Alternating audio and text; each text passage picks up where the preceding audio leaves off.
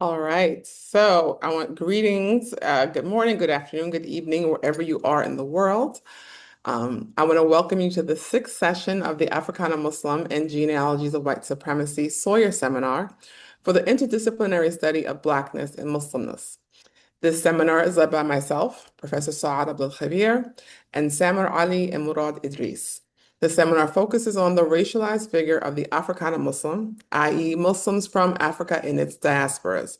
It aims to address the way the Africana Muslim has been hyper-visible in the theory and practice of racism since the days of Columbus, yet has been largely invisible in scholarship on critical race studies, white supremacy, and Middle East studies. The seminar has brought together leading scholars, thinkings, and activists to reconceptualize the study of the African and the Muslim and recenter the Africana Muslim beyond the cracks of traditional disciplines and narratives. Our goal is to trace the intersection of race and religion in the production and reproduction of white supremacy in both theory and praxis. The seminar is supported by the Mellon Foundation and housed at our home institution, the University of Michigan, whose origins are a land grant from the Anishinaabe, including Odawa, Ojibwe, and Budawadimi, and Wayanda. Our university stands, like almost all property in the United States, on lands obtained in unconscionable ways from Indigenous people. Knowing where we are changes neither the past nor the present.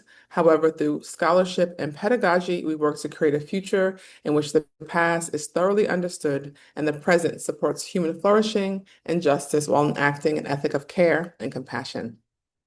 Today's session, The Africana Muslim and the Fierce Urgency of Now, is inspired by Martin Luther King when in 1963 he invoked the fierce urgency of now when he warned that, quote, there is such a thing as being too late.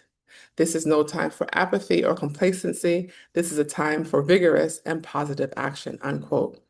Taking this as a point of departure, this session brings together scholars whose academic and advocacy work has been shaped by and responds to present-day crises, such as the counterrevolution in Sudan, the genocide in Palestine, and the fascist censorship of those who speak on either. Each of the session's keynote lectures thinks through how the Africana Muslims' longue durée under surveillance, exile, occupation, and threat intensifies the urgency of now. Rooted in on-the-ground realities, these lectures open new dimensions in the contemporary production of race and religion and suggest how we might analyze, understand, and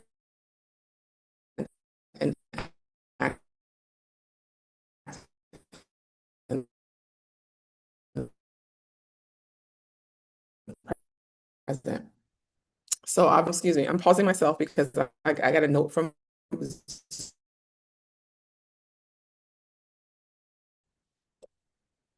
or no? All right, you're Am I? back.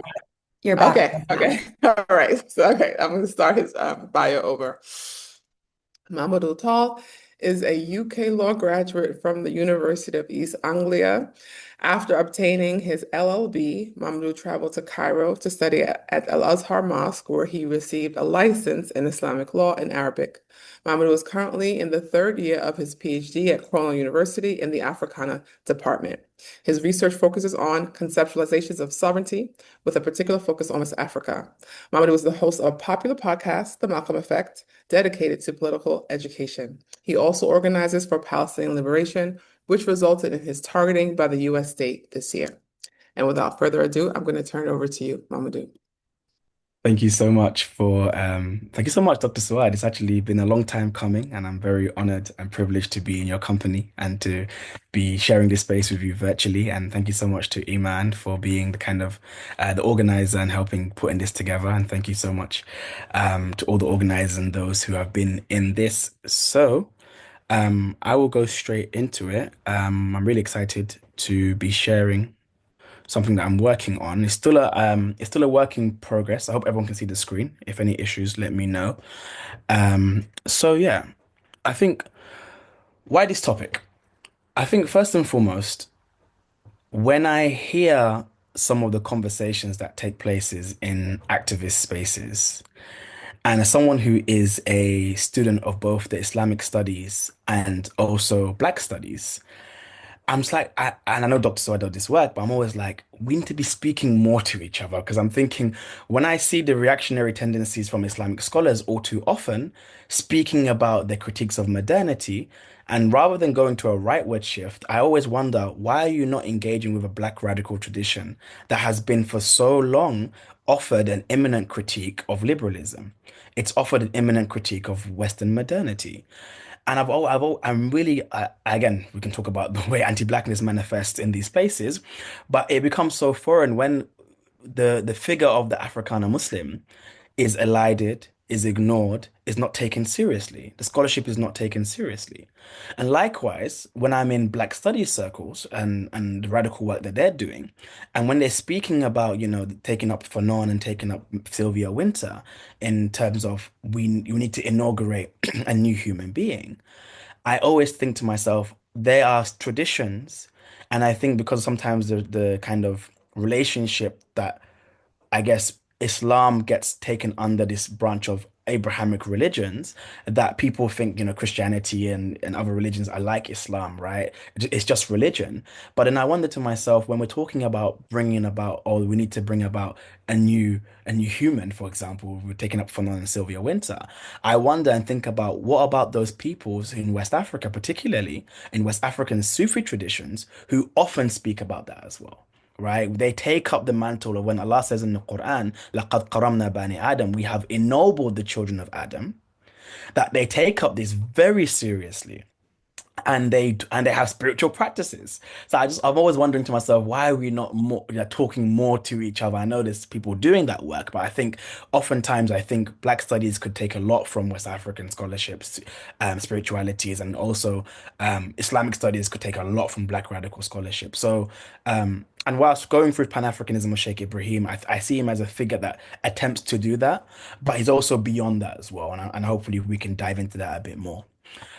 But first, so ironically, where we're going to start. So this lecture will kind of go through a few themes. I want to situate Sheikh Ibrahim, meaning that what environment does he emerge in, which is very important, right? Because again, as much as I don't like this word, as much as many of the neo-traditionalists will have you think, the deen and the people of the deen are not abstracted from the material conditions in which they live in. They are always responding to, and they're involved. And again, there's different branches of Sufism, but that's why it frustrates me when I see a branch of Sufism today that is either quietist or that aligns itself with the state. I'm not going to throw any shade or say any particular names in this moment, but there are certain scholars all too often that align themselves with governments, with despotic, authoritarian, and genocidal enabling governments. And this is done in the name of, oh, this is the Sufi thing to do. And that was such an alien thing to me because the Sufis that I know were on the front line of fighting colonialism, were on the front line of, and again, we're going to see that through the figure of Sheikh Ibrahim. But Sheikh Ibrahim, my point is that he's not an anomaly, right? And he's not an anomaly in West Africa, and I will briefly talk about other people as well. So yeah, I want to situate Sheikh Ibrahim and talk about the environment for which he emerges in. And then I'll give a brief biographical point. And I think I say brief because Sheikh Ibrahim for me is a mountain of a figure, and his illustrious biography, which has been written about and commented about extensively, I could not do it justice in this short amount of time. So I'm kind of picking the parts which I think will be the most relevant for this discussion. And I really look forward to a discussion in the end. I will then dig into this letter that Sheikh Ibrahim wrote called Africa for Africans. And I kind of go into, why he wrote it, the context in which he wrote it.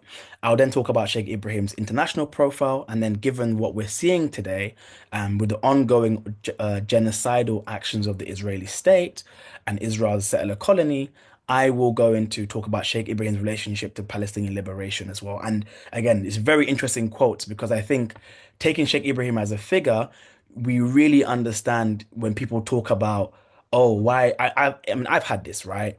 Why as a black man are you so concerned with Palestine? Palestinians are anti-black, for example. All these questions, right? And this is not new. I'm not new to this, and this is not a new talking points. But I think Sheikh Ibrahim as a figure for me becomes quite instructive. And the reasons why he justifies his involvement. And then I'll close with a cheeky plug of things that I'm working in going forward. So Let's go. But where I begin this lecture, I actually begin this lecture because I'm sure if you have been in the left long enough, you would have heard that religion is the opium of the masses. And I think it's quite ironic because people never quote the whole Marx quote. They leave it as opium of the masses, of the people, but they don't quote religion is the sigh of the oppressed creature, the heart of a heartless world, and the soul of a soulless condition. It is the opium of the people. And I see all the time because you find that, so this is as someone who identifies as like a Marxist Muslim, whatever that means, and we can, talk about how I reconcile. But from when I was with the Muslims, the backlash that I faced was very much like, how do you adopt Marxism? It's kufr, it's disbelief, it offers a understanding of the human being that is diametrically opposed to being a Muslim. Or you have the Marxists who say that religion is only reactionary. And in a perfect socialist society, religion will be abolished.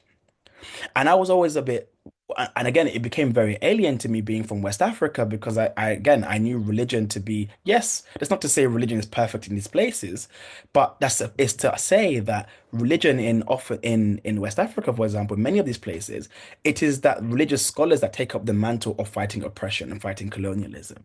So how can religion and I find it quite ironic for those who call themselves dialectical materialists that they engage in the least dialectical materialist thing by they ontologize the category of religion to say it is religion is as Marx understood it in this particular way in Europe in this particular time is always going to be religion for every single place for every time but rather if you were going to be a good dialectical materialist you should engage with how religion is viewed in particular societies before you give a judgment on this category, what we call religion.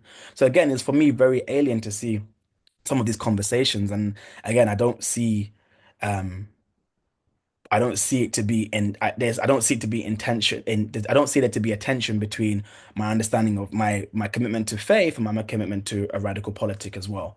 Um, and also what's kind of guiding this lecture as well was I hope people probably are aware of this thing called in the aftermath of October the 7th of 2023 I was, as you do, as you mindlessly and aimlessly scroll on TikTok as I do at nighttime before bed.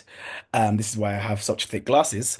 But because my sight is almost finished. But as you do at nighttime, I became made aware of this hashtag called Islamocurious. And I was like quite fascinated by this. And I was scrolling and I would see constant people more often than not, they were non-Muslims saying that we are Islamo-curious, meaning that given the steadfastness of what we've seen in Palestine, particularly after the ceasefire that resulted in thousands of Palestinian prisoners being released or Palestinian hostages being released from Israeli dungeons, what we found was that the kind of commitment that these folks had to faith, right? Was intriguing to the Western audiences to say, what is it about this Islam thing that engenders such a like a steadfastness, right? Given the conditions in which you're in. And you had so many non-Muslims creating book clubs for the Quran, right? And I find again this kind of guide, and I think again Sheikh Ibrahim will become a figure for me in this, but also it speaks to the wider issues and the our wider contemporary moment that actually faith absolutely can play a role in revolution and radical politics. But yeah, to situate Sheikh Ibrahim Niasse, I think it's important to say so he's obviously in 20th century Senegal. At this time, the French had successfully colonized Senegal. And to give an example to highlight Sheikh Ibrahim's lineage, Sheikh Ibrahim descends from the kings of Jolos and Kojor. They were they were originally from kings and royalty, but then they had left royalty to dedicate their lives to Islamic scholarship.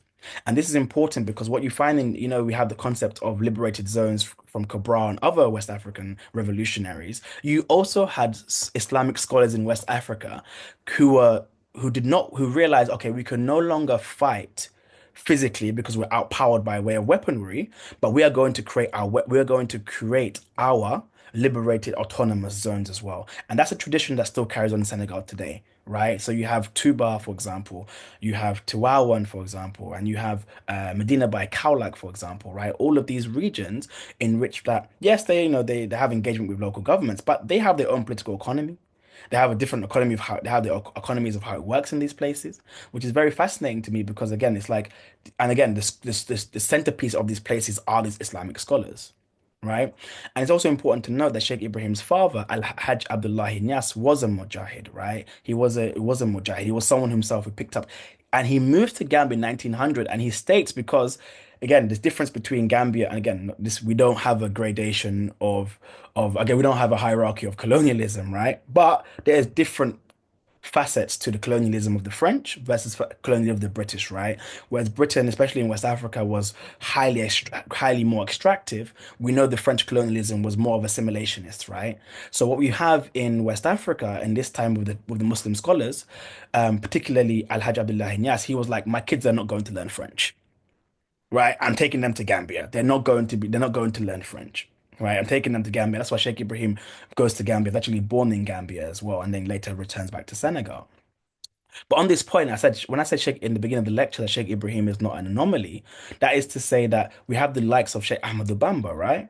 Have the likes of Omar Forty Tal as well. All of these West African scholars who wrote vociferously against anti-colonialism. And yes, there was no, I guess, united front of how we deal with it. Some took a more, pacifist approach. Others picked up arms like Omar Forty. And then you have Sheikh Ibrahim as well. But also what's important to note is that you will find that they did not separate their spiritual practice from fighting colonialism. For them, it was always a question of the material questions always undergirded by the spiritual states, by the people in which they're in as well. And I think what you find is that they're going off the Quran in which Allah says, we will not change a people until they change what's in themselves.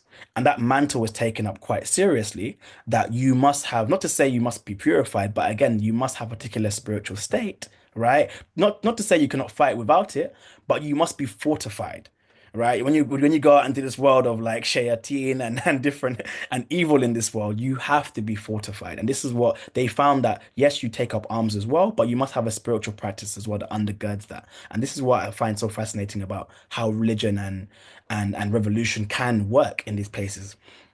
What's also important to note is that he's under the presidency of Leopold Senghor.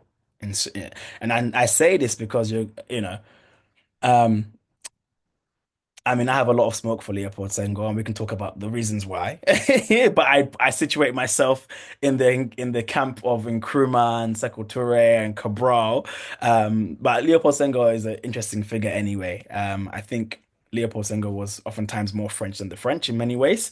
But that's also very important that we have to ask about what was it about community and relationality in West Africa in the time that a majority plus 90% Muslim country would vote a Catholic president in, right? And that's very important to note as well, which I will talk about as well. But Sheikh Ibrahim, and also Sheikh Ibrahim is also known as Bai. Bai is obviously means father, and his followers call him, they took him as a spiritual father, right? He's born in 1900. He announces the Fayda, which I'm going to talk about what the Fayda is as well. His first Hajj is in 1937. That's also the first time in which he leaves Senegal. He visits the Emir of Kano in 1945 by invitation. This is also important because the Emir of Kano, right, it has a huge legacy of his intellectual history of Islamic study as right. Some of the oldest markets in West Africa are there as well. And that connection is what kind of aids Sheikh Ibrahim in building that community, a transnational community as well. And he also establishes Medina by Kaolack, which is still present today. And we'll talk about all these things a bit more detail. So the Fayda. Pictured here, you find the maqam or the burial, the place in which Sheikh Ahmad Tijani is buried. Sheikh Ahmad Tijani is the progenitor of the Tijani Tariqa, which is a tariqa, which is a tariqa that is I think it's a global tariqa now, amassing millions of followers, right? And what the Fayda means, which means flood in Arabic, is Sheikh Ahmed Tijani is on record to have said, "There will come a flood in my tariqa." the time will come in which there's a flood of people entering my spiritual path, right? And then Sheikh Ibrahim in 1930 says that I am the flood. And I think this is important to note, but just a side point is that, you know, Sufis often make big claims, right? Sufis always make big claims. They'd often make big claims. But I think if you look at just the sheer number of people that are Tijani today and people that came through Sheikh Ibrahim, the proof is in the pudding, right? In many ways. But I guess I have to say, it was, you can imagine, right? This is the way anti-blackness works as well. It was a big thing for this black man to say in the 1930s, none of you people like this, the Faida has not come to Mauritania, the Faida has not come to North Africa, the Faida is in Senegal, Kaolack, Medina Bay, and I am the Faida, right? So it was a big thing for him to announce that. Right. And but what essentially what he's doing is that in doing so, he's building a transnational community of knowledge. And I think it's very important to note that you find so many till today, so many African Americans have are in Medina Bay, right? Sheikh Ibrahim through Sheikh Hassan Sise and that's the nephew of Sheikh Ibrahim Niasse. But what you find is that Sheikh Ibrahim, I think how I read it, was offering another understanding to well, another way to enter Africanness in many re-enter Africanness and another way of how to understand your blackness in this time, right? And you find and I find so many people by way of oral history which I've spoken to was that they said that they were looking for something like this, right? They knew that okay, we're no longer with this group or that group and we want to adopt Islam, but how we are acutely aware of the way in which race manifests itself in different community groups. So what does it mean to be quote unquote an African Muslim? And I think Sheikh Ibrahim offers at least one branch of that, not the only one, because there's the rich tradition of obviously the Africana Muslim, but I think Sheikh Ibrahim offers at least one leg of that or one tradition of that anyway, which rooted in Sufism. But Sheikh Ibrahim, what he says though, again, what's so fascinating is that again, the spiritual practice is never divorced from the fight of colonialism because he says, وَبِي يُرْفَى جَوْرُ الْعَظِيمِ وَإِنَّهُ وَبِفَيْدِي يُنَالُ دِينِ رَفُ اللِّوَاءِ, which means he says, and through me the great oppression of colonialism will be lifted. And through my favor, the banner of the deen will be raised high. So constantly what we're seeing this kind of bridging together of the favor of Islamic and spiritual practice and the fight of colonialism as well. And we're gonna find again, as I go through the lecture, we're gonna see more and more in which how he would instruct his um followers and disciples to fight colonialism by way of spiritual practice as well. And I give some examples of that as well.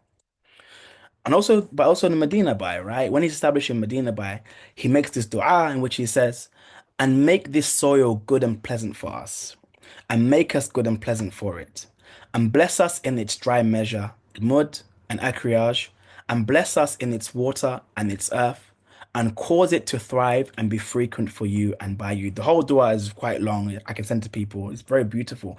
I picked this part because I constantly see throughout the work of Sheikh Ibrahim. The Sheikh Ibrahim first was a farm. He had a farm. He always instructed people to work on the farm. There was always an acute understand a knowledge of that people like in order to be spiritually alive and awakened, the people must be fed. Right. And I think it's very important because you find other Sufi traditions that talk about, there is a lot of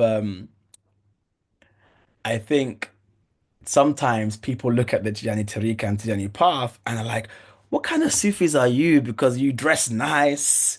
You like, there's an understanding sometimes that a Sufi is someone that must leave from the world, right? You must detach yourself from the world. You can't be involved in the world. But what you find Sheikh Ibrahim, you have his dua that he makes, Ya Allah, give me the dunya in my hands and you in my heart, right? Which there's not a retreat from the world. And if there is ever a retreat from the world, it's only that you retreat temporarily to engage in the world as well, to get to come back better to engage in the world, right? Whereas other Sufi paths, you find that they put themselves through, you know, trial and tribulation to reach certain states to be closer to Allah. But what I find constantly with Sheikh Ibrahim when I'm reading his du'as, there is this understanding that there's a connection to the land, right?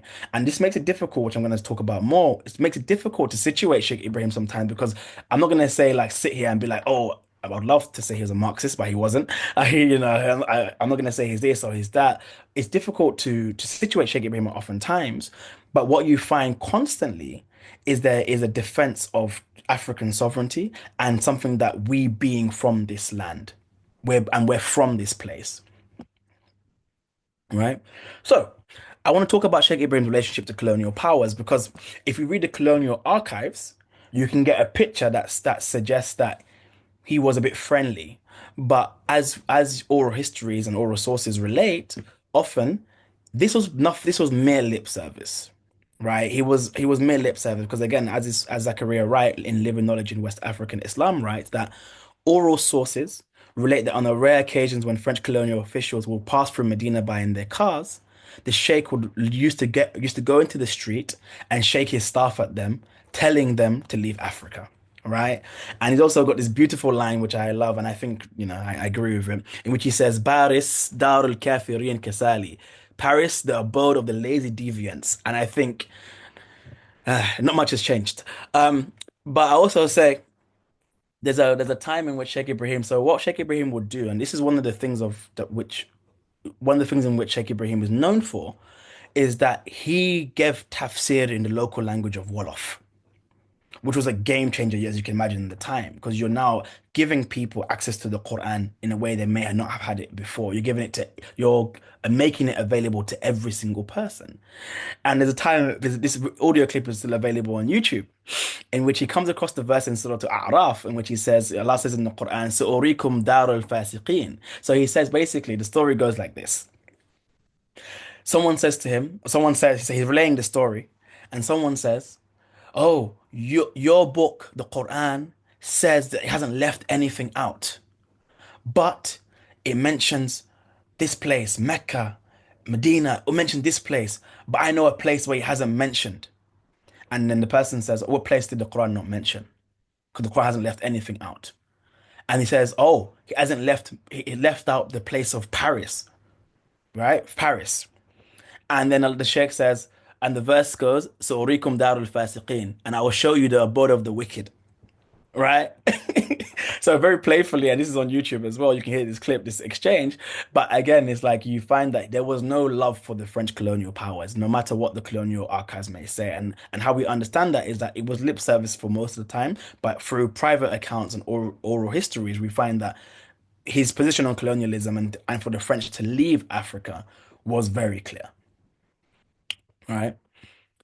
And also as well, again, so I mentioned earlier, how would he instruct his people, his followers, to engage in spiritual and warfare against the French as well? Because oftentimes, when he got to the understanding that okay, we can no longer beat them by way of arms, we're going to go back to our spiritual practices, and this is what he says. He says, "You must recite, there is no strength or power except by the God, the mighty, the supreme." 500 times in the morning and the evening, and 200 ayatul kursi 37, 100 in the morning and 100 in the evening. Recite these prayers with the intention of protecting from the evil of the upheaval occasioned by the French state. And on account of this, our simmering angers have increased, and protection from all who have relations with them, the French. Right? So again, you're seeing this again, this spiritual warfare, but also rooted in the material conditions in which he's engaging with at the time as well. Here's another dua that the Sheikh makes as well. Ya Allah, drive the locusts away from our land and do not provide them any nourishment from our earnings, and make our cultivation a provision for us and for our loved ones, and do not make it a provision for the oppressors and the sinful disbelievers. And this is instructive. I've been able to sit with the family of Sheikh Ibrahim and ask them questions on many occasions, and they would say that again, he would often instruct people in the zawiyas, in the places of dhikr, to constantly be engaged in dhikr with the intention of removing colonialism as well. And then, as I said earlier, the Sheikh pens this beautiful piece called Africa for Africa in 1960, in which he says, we are the people of Africa. So Africa belongs to us. and we belong to Africa. Sooner or later, every nation will come to be governed by its children. Whatever the schemes of the enemies of the African citizenry, a current of freedom and nationalism has burst forth in this 20th century, and nothing can stop it. The rule of the foreigner in a foreign land has passed, never to return. Therefore, Africa belongs to the Africans. And I think it's so important to say here that whilst I struggle to place Sheikh Ibrahim and a particular ideology, and it's very difficult to do so. What is become abundantly clear is that from these writings and by way of praxis and also the people he goes into support, that he was very interested and invested in the sovereignty of African states. That's not to say he advocated for a statehood model, even, right? He might not have, because again, his own movement is a testament that he's believed in a movement that transcended colonial boundaries and borders through his transnational movement of the Tijaniya. But what was fascinating, given that we are in a post, we do live in, we have inherited the post-colonial state, is that it must be governed by Africans, and that was the Sheikh's position, right? And the French Islamicist Oliver Roy observed that the movement of Ibrahim Niasse helped to create a black transatlantic identity, which the creation of Liberia and search for African roots among blacks failed to achieve. I mean, we can debate what is being said here, but I think more importantly, again, is that we have to ask a question that how was Sheikh Ibrahim able to create this community, which figures support of 100 million at his death in 1975, which expanded, which was black people from all over the world, right? And again, that is that Pan-Africanism as well, because again, it's like, we know the go to back African movement, etc. But again, there was people reconnecting with Africa through the lens of Islamic West African Sufism as well. One of the most important things that become instructive, and this is the more of the political side now as well. I've spoke about the spiritual side, and now this is getting into the real material politics now, is that the meeting of Sheikh Ibrahim and Nkrumah, right? Kwame Nkrumah, the first president of Ghana, Kwame Nkrumah, who defines Pan-Africanism, and Kwame Ture, Sekou Toure, the total liberation and unification of Africa under scientific socialism, right? But prior to Nkrumah becoming the president in 1957 and Ghana's independence, Sheikh Ibrahim visits Kwame Nkrumah in prison in 1950s. And Nkrumah is imprisoned because he had led the Positive Action Campaign, which was a trade unionist general strike in which it turned violent. And Nkrumah was imprisoned, right? And Nkrumah then goes on to serve in the prime minister in the colonial government and then the president during the transition. And Sheikh Ibrahim visits him, and the oral histories note that he asked him, Sheikh Ibrahim asked him several questions. Amongst one of them is, how will you treat the Muslims if you come into power? And Sheikh Ibrahim, and he said, I'll treat them like Nkrumah responds quite positively, and I'm going to treat them like the citizens of every Ghana will be treated fairly. Every Ghanaian will be treated fairly.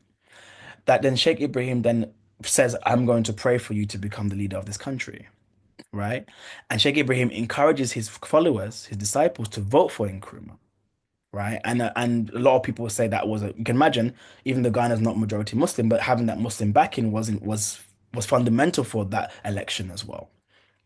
And I think what's important to note is that he supported Nkrumah even after the coup, and he served as Nkrumah's spiritual father. I came across Nkrumah's son's Facebook page, and he says that Sheikh Ibrahim was my father's spiritual father, right? And you find these beautiful letters that even though it's quite interesting because again, Nkrumah would have called himself a Marxist at one point, but he's oftentimes asking Sheikh Ibrahim to pray for me before I do this thing, before I engage on this trip, before I engage on this massive infrastructure project or investment. He's inviting Sheikh Ibrahim to pray for him as well, for me that tracks very well in West African traditions anyway. But some people who are reading Nkrumah struggle to kind of reconcile why would Nkrumah, who was not a religious person, have a spiritual father who's a Muslim, and Nkrumah doesn't become a Muslim as well. But again, that for me, not to say that's like syncretism, but that's more to say that in West Africa, there isn't such a separation. The secularization is not how it is in the West, right? There isn't such a separation. And also as well, what's also interesting is that Sheikh Ibrahim warns Nkrumah from traveling to Vietnam and China. And when he does travel, that's when the coup, that's when Nkrumah is actually couped, right? But also what's it's so fascinating about this relationship is, man, Sheikh Ibrahim was not, he's not a diplomat. And the question must be asked, how is he getting into all of these places? How is he being able to meet with so many leaders and people, leaders and heads of state? And he's just a sheikh. I think that question, and I think we should dig into that and investigate, interrogate that further as well. Oh, sorry. And what Sheikh Ibrahim says about Nkrumah, he goes, I am on my way to Cairo on an official visit. After spending some days in Ghana, and he's writing this story to Ahmed Bello, the Sardono of Sokoto. Ahmed Bello was a conservative. He was a conservative Nigerian Sardona, which is like a traditional religious title in Sokoto in the northern Nigerian empire in northern Nigeria's empires. So he says so what was, and this is where, even though I find it difficult to place Sheikh Ibrahim, it's clear that he definitely agreed with the ideas and understanding of Nkrumah, because this letter has been written for him he's trying to convince Ahmed Bello to come to the side of Nkrumah. And also, there's a side point, you also find Sheikh Ibrahim's letters that he was deeply against the balkanization of African countries. Right. And that's why his movement was important to be transnational, because he when he speaks about Nigeria on the Biafran War, for example, he's always talking about unity of Africa. And Sheikh Ibrahim, that is a consistent theme throughout Sheikh Ibrahim's letters and writing. But Sheikh Ibrahim says in this letter that I am on my way to Cairo on an official visit. After spending some days in Ghana, where I was invited by Asajio Dr. Kwame Nkrumah, who has great love and respect for you, I sincerely hope that real and cordial relations will be strengthened between your two countries. I should like to draw your attention to the Muslims and the people of West Africa, that they should liberate themselves and raise the Pan-African banner, so that they may practice their beliefs and traditions freely, right? And I think through the discussion we can talk a bit more about this as well, because again, the Pan-African banner, what does Sheikh Ibrahim mean by this here, right? Because I think some of the accounts say that it was just instrumental insofar as being able to practice, as long as we can practice our faith freely, right? But that doesn't really track for me, because, and I've heard that oftentimes even in contemporary discourses, that when I think of some Muslims' engagement in politics, it doesn't seem to go beyond, we just want to be able to pray, buy halal meat, have the adhan loudly, and that's it, right? And I think some people have the understanding of that's a Muslim politic, and some people have read Sheikh Ibrahim that way. But I think his own involvement and the people that he sides with belies that fact. I think it doesn't really add up in my mind as well, right? This is obviously up for interpretation and discussion as well. What's also fascinating is Sheikh Ibrahim and Gamal Abdel Nasser's relationship, right? Again, once again, I really want to reiterate, this is a sheikh from West Africa. This is not a head of state, and there's even more interesting facts that are coming as well. But Kwame Nkrumah introduces him in 1960, and Nasser receives him in a way similar to a head of state, and he becomes a close advisor to Nasser. Similar ways as well. Similar ways that when Nasser would say, "Oh, I'm thinking of engaging in this project," he would say, "Sheikh Ibrahim can come and pray for me for the success of this project." Right? So once again, it's fascinating, because again, if you take Nasser and Pan-Arabism, people see that as like a secularization of society, but in their own lives, they are relying on Islamic scholarship and Islamic spirituality as well in their politics, right? And Sheikh Ibrahim attends the inauguration of the Aswan Dam. Nasser gives scholarships to Sheikh Ibrahim's kids. And Sheikh Ibrahim bro when during the 60s, when King Faisal and Nasser had their issues, Sheikh Ibrahim brokers a detente between them, the peace between them, right? He's the first non-Azhari and Black African to lead Jummah al-Azhar. Yeah, he advises Nasser during the Six-Day War. He advised against killing of Sayyid Qutb, which is a letter as well. He said that you shouldn't kill Sayyid Qutb. And also, this is by way of oral histories from Sheikh Ibrahim's kids, which I heard, is that Gamal Abdel Nasser would call him Baba, and those who know Arabic, Baba is like father as well. Yeah. And this is that picture of Sheikh Ibrahim leading Azhar, leading Juma and Azhar. And again, these are just like, again, interesting pictures to see a sheikh with a head of state, right? And again, some of these relationships you find are probably more cordial than than Senghor had with some of these people, right? And that does become an issue for Sheikh Ibrahim at some point, where you have that Senghor feels he's being undermined sometimes, right? Because again, Sheikh Ibrahim meets the first premier of China, Zhu Enlai, picture on the right, and meets Joseph Broz Tito from Yugoslavia on the left. And when he meets Zhu Enlai on the right, this is a time in which Senegal hasn't even got diplomatic relationships with China yet. Right? Sheikh Ibrahim, you see that, and I think this picture's about 10 years after Bandung, but you still see that non-alignment movement being pushed by Sheikh Ibrahim. You still see that non-alignment understanding of global South solidarity was very important to Sheikh Ibrahim as well. Also important to note as well is that Sheikh Ibrahim and the female scholarship, and also so Sheikh Ibrahim will tell his daughters often to leave household chores and study Islamic sciences with me. And again, for those who know Sheikh Mariam Niasse, Ruqayya, Sheikh Ruqayya, they're like some of the leading scholars in West Africa, were leading scholars in West Africa, were Sheikh Ibrahim's kids as well. And it's interesting that you find with Sheikh Ibrahim, the question of gender is always apparent even within his writing as well.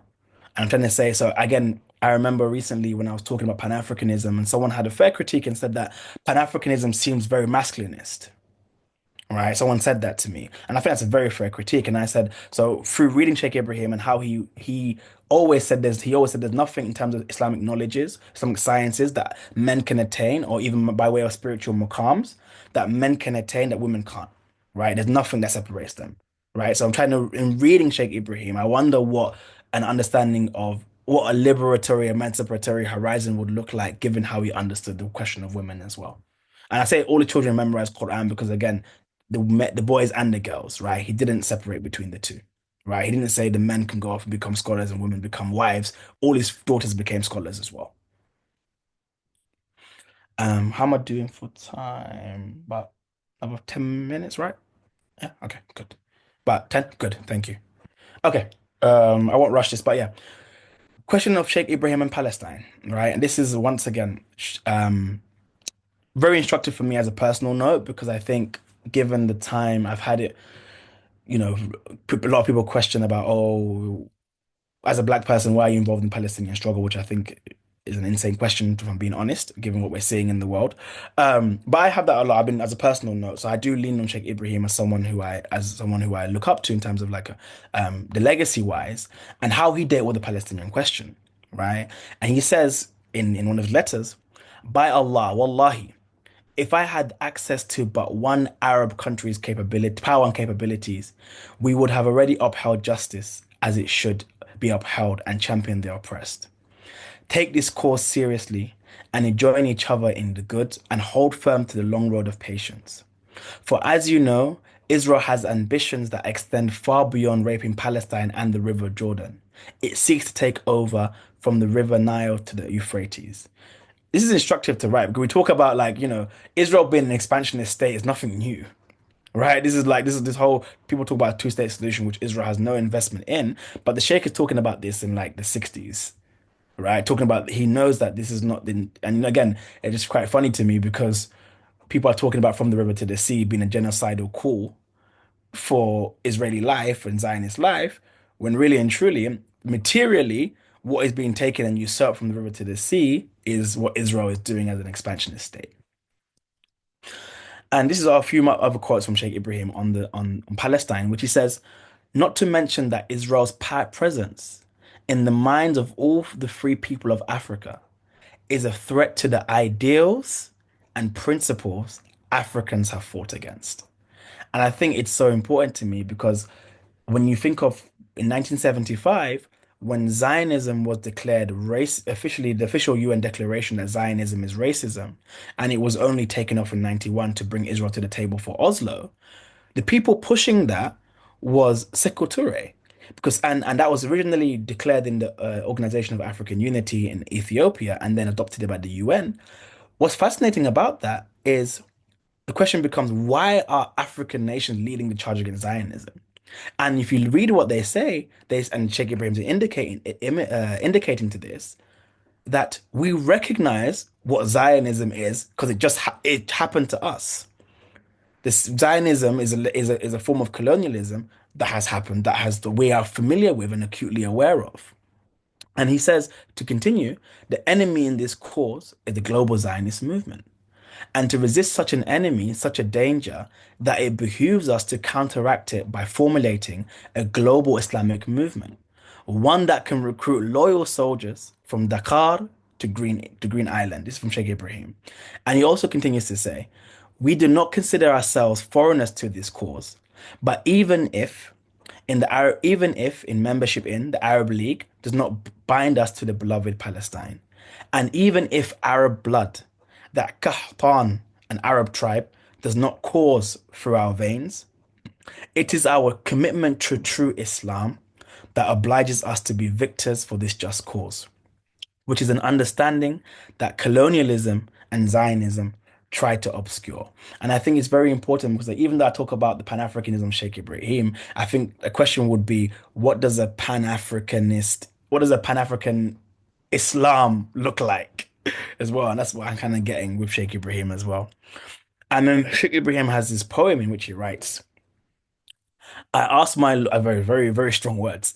I asked my Lord to humiliate very soon the wicked Israeli gangsters, the foolish ones, and purify for us Al-Quds al-Sharif, and destroy Iban, who was the Israeli Minister of Foreign Affairs, and Dayan. And this is again, this is poetry that's recited, right? This poetry that's recited. East Jerusalem, who oversaw the capture of East Jerusalem, with their cursed necks. Indeed, they have fought the prophets of Jesus, John, and Muhammad, so afflict the Zionists of Jerusalem with every hardship and liberate for us Sinai for the sake of Moses and Muhammad and Isa and Ibrahim and the men of lofty status. And again, this is in a Sufi poetry. So again, as I said in the beginning, the Tasawwuf, Sufism that people say is quietist or doesn't involve in politics or engages in, becomes Trump advisor, had to throw one shot. People That Sufism is very alien to me. The Sufism that I know is talks like this, right? And finally, I think it's flicking to the last slide where he says, their crimes will not go unpunished, and Israel did not commit this crime against Islam and Muslims alone. Rather, all the enemies of God are helping it. And he says to Gamal Abdel Nasser one time, he goes, I am ready to amass an army from West Africa and mobilize them for jihad in Palestine. To which Nasser allegedly replied, leave this issue to the Arabs. And in closing, some closing reflections, a cheeky plug from me. So in bringing this together, this anti-imperialism, anti-colonialism, and kind of dialectical materialist Marxist analysis, I recently launched what is known as Vox Umma. Hope people can check it out. It's online, it's on Twitter and other places. It's like a news analysis, several articles trying to bring together an understanding of Islam that is rooted in anti-imperialism, anti-white supremacy as well. But yeah, I think I just finished early, but I'd love to take some questions and thank you so much. Amazing. Thank you so much, Momodou, for that. I just want to encourage everyone to please put their questions in the Q&A and we will get to them. I have two questions to start. And Dr. Suad, you want to start one, please? Go ahead. We could, well, I'll be greedy and I'll start. Okay, so I had two questions. Yeah, two questions as well. And just also I thought it was interesting just how you were ending on Sheikh Ibrahim talking about Palestine and how he's using the word Zionist, right, and not Jewish, right? And Yeah. right. So his clearly understanding the difference between right, sort of Judaism, right, and Zionism, and not conflating those things, right? Which I think is important. So I just wanted to Yeah. mention that too. So I had two. One is a question, and one is kind of a thought-provoking thing, like a thought that came up. So one is this liberated zones, right? This idea of liberated zones. I was wondering if you could speak a little bit more about them, because sometimes I feel, even for myself, it's like these liberated zones, like when do the liberated zones, like they have, like how do we understand the relationship to state power such that Mm.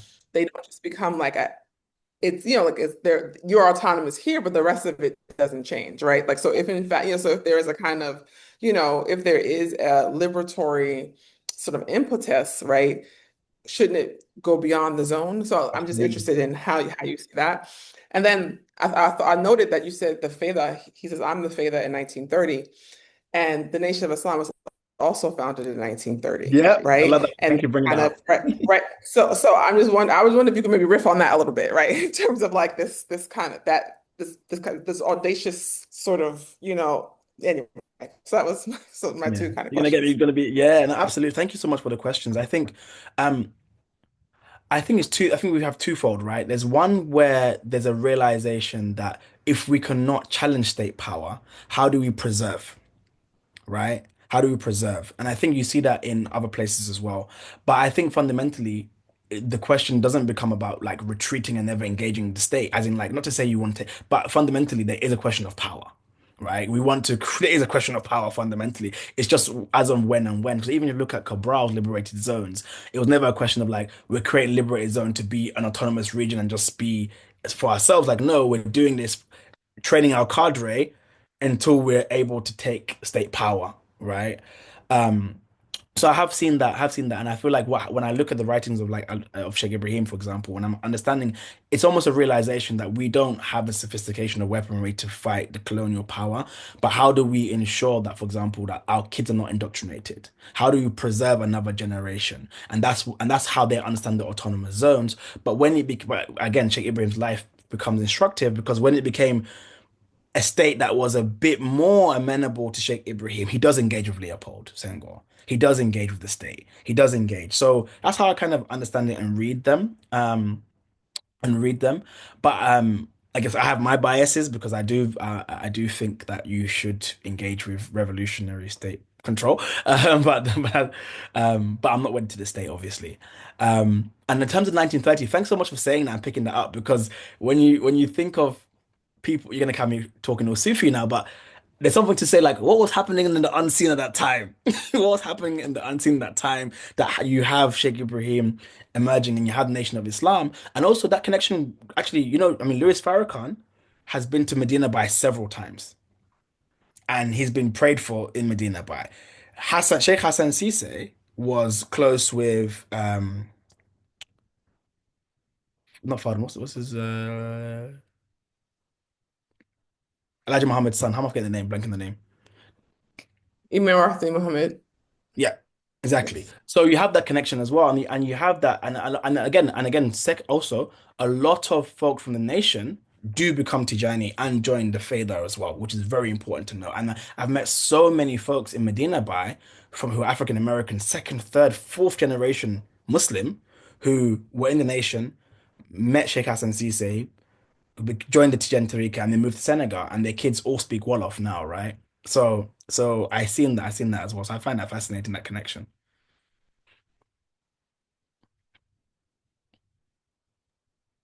Thank you. My question's actually a little bit related. I was wondering, so in terms of you mentioned like the struggle to place Sheikh Ibrahim in terms of a particular like group and ideology and what have you. And I noticed too, you're framing under this as a question about sovereignty. Yeah. And I'm thinking at the same time, what thinking about this through the lens of sovereignty allows that black nationalism maybe Mhm. does or doesn't. I'm really interested in how you're thinking about this as a question of sovereignty. When I hear a lot of black nationalist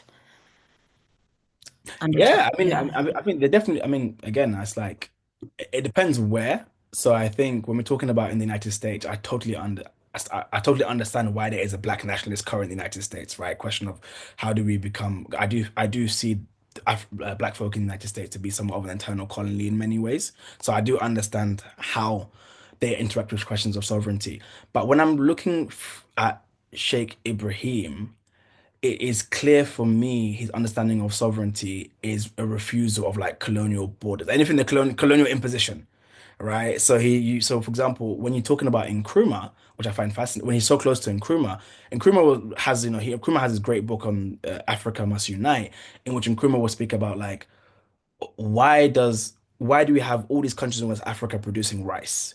We could have one region in the Casamas region that could produce enough rice for the whole of West Africa, right? And that's obviously food security as well.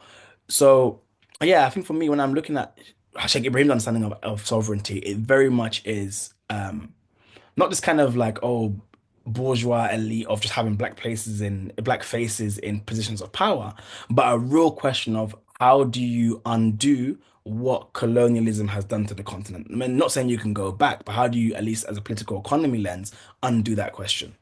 That's how I kind of think about it. I don't know if that answers the question fully. No, that did answer the question. I just want to encourage everyone again to, if you have any questions for Mamadou, to put them in the chat. I have another question, unless you want to Yep. ask one, Dr. Suad. You're good? Okay. And this is like a question, comment. I'm wondering like what you would say when I was having this conversation with a friend coming from um, just the field of religious studies.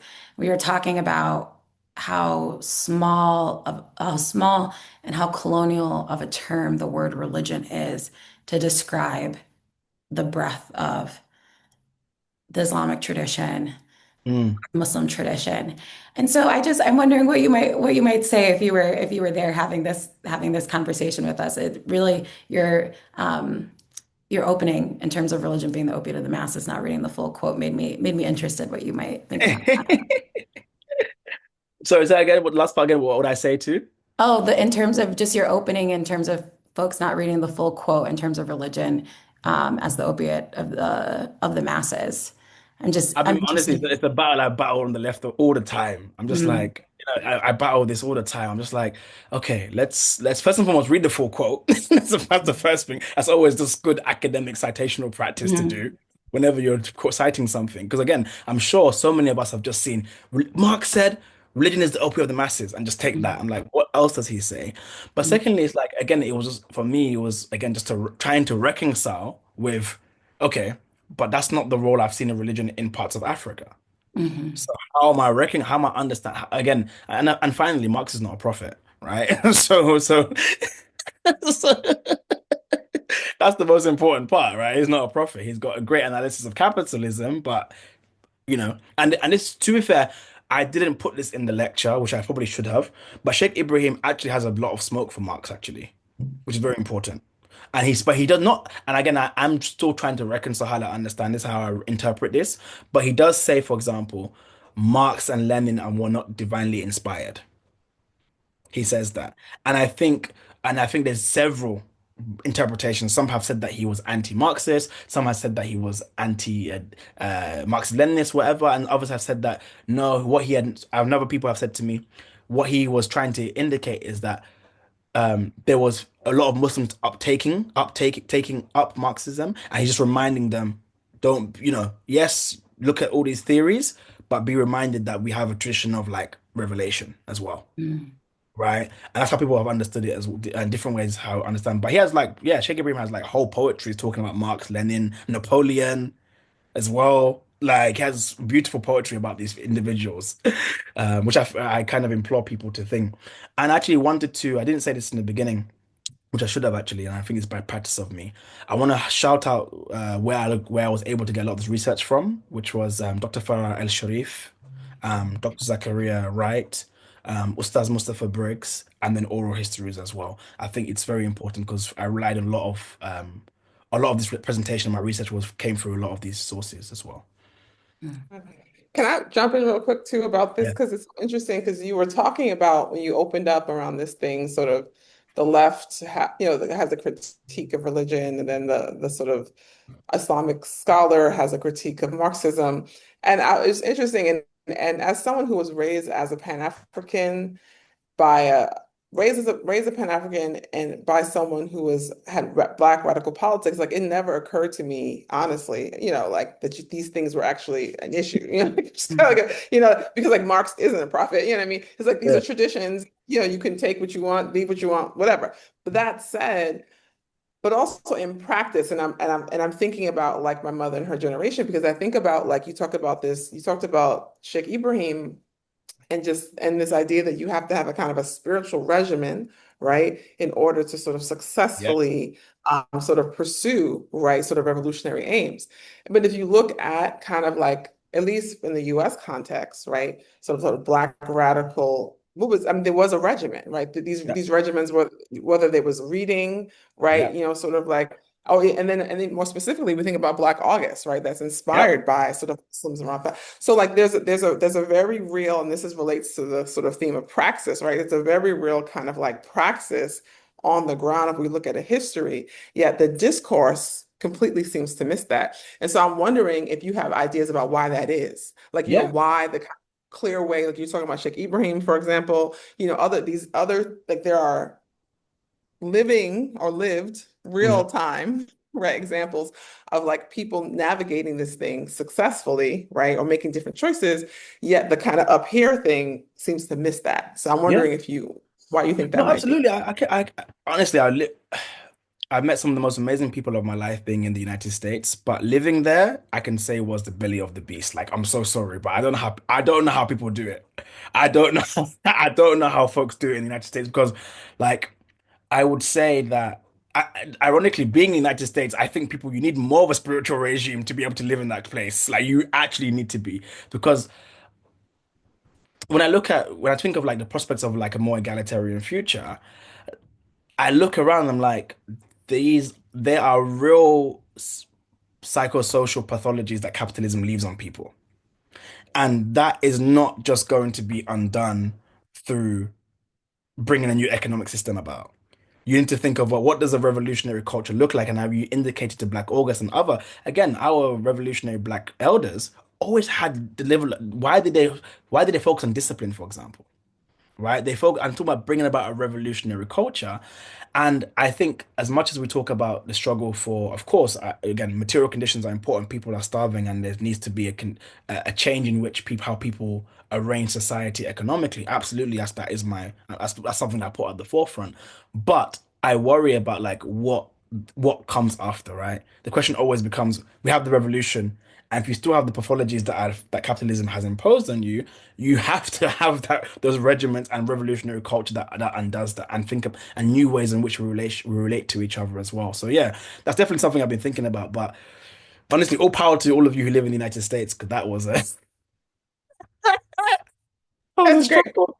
But is that, but right, and is that the debate then you feel like about, is it only a US debate or is that a global debate around the kind of religion left, you know, that dichotomy that you discussed? Is that, Mhm. you feel like that's something specific to US, or does it have global kind No, of? I think it had global resonances, but I think it manifests itself in different ways. Because for example, if we look at like Ibrahim Traore in Burkina Faso, he's a Muslim, right? A Muslim anti-imperialist. If you look at Iran, right? If you look at several other countries, but then again, um, they might not be left, but they have like an anti-imperialist kind of veneer to many of these places.